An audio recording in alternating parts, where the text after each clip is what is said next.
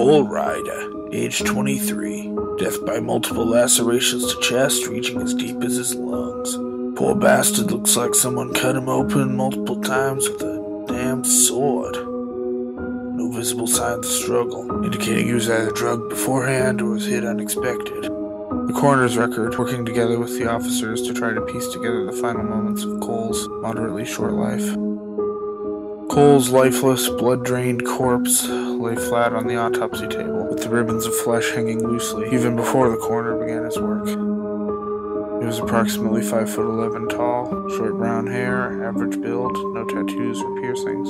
The average kind of guy you could walk past every day on the street and never take a second glance at. To society, he was like everyone else, an invisible person with an unimportant life.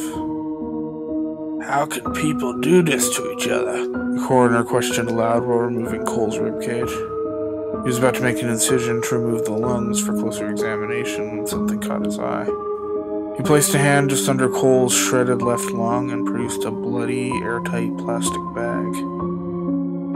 Removing the bag and emptying its contents onto a nearby sterilized desk produced a USB stick simply labeled "Play Me." Breaking from procedure, the coroner ran out of the room to the two officers working the case, handing them this strange new piece of evidence. "Continue the autopsy. We'll find out what this is about," instructed one of the officers. They turned to leave, rushing to the nearby police station to check the contents of the USB. "We'll be back shortly." The coroner re-sterilized and once again entered the room to continue working on Cole's corpse. Picking up the scalpel, he continued where he'd left off, about to remove the lungs. At the police station, the two officers loaded up the USB and checked the files. There was a single audio file entitled "Current Number." Opening the file, they could hear a voice, though it sounded slightly different than a human voice. It sounded more raspy and cruel. Almost animalistic, though still in English. 11,842. The voice kept repeating as if trying to memorize the number. "What the hell is this?" asked the first officer. The second simply shrugged and they closed the file down. Strangely, however, there was now a second audio file on the USB titled "Update." "By the time you return, the number will be 11,843. It was the same inhuman voice scratching through the speakers. "Have you ever seen anything like this before?" the second officer asked the first. The first shook his head violently and a chill air passed through the room. "I think perhaps we should return to the coroner's office," suggested the second. Upon re-entering the coroner's office, the metallic, sickly smell of blood wafted through the air, and a strange laugh could be heard from the autopsy room. Drawing their handguns from their holsters, the two men kicked open the autopsy room door to a scene straight out of anyone's worst nightmare. There was more blood than paint on the walls, and the coroner was completely missing, except for the pair of eyes slowly rolling across the floor.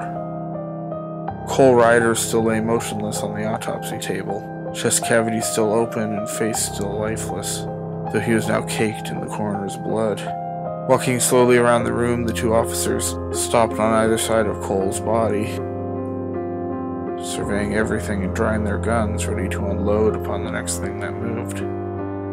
Some sick fuck had obviously done this. The officers did not care to be the next two victims. A spine-chilling, animalistic laugh filled the room, reverberating off all the walls, making it impossible to tell where the sound came from originally. "More fresh meat!" the voice exclaimed, and both men were impaled by large, sword-like claws. Cole sat up, withdrawing his bladed hands from the officers' chests, then using his razor phalanges with utmost precision, neatly cutting out the sets of eyes from the now lifeless men. Changing the scalpel-like protrusions from his fingers to blades like large hacksaws, he then tore at the bodies, ripping them to pieces and splattering even more crimson stains over the walls. Picking up the pieces of flesh that were now scattered around the room, he started placing them into his own chest cavity and lungs, which, while still exposed and cut open, seemed to take on a life of their own. Thrashing around like wild animals, they consumed the raw human meat. Once he was done completely consuming the bodies, He retrieved the rib cage and pushed his chest back together with the sickening crunch of bone on bone. Deleted the recording of the autopsy from the audio recorder, picked it up, and casually walked back out into the world, speaking over and over into the recorder. 11,845. 11,845.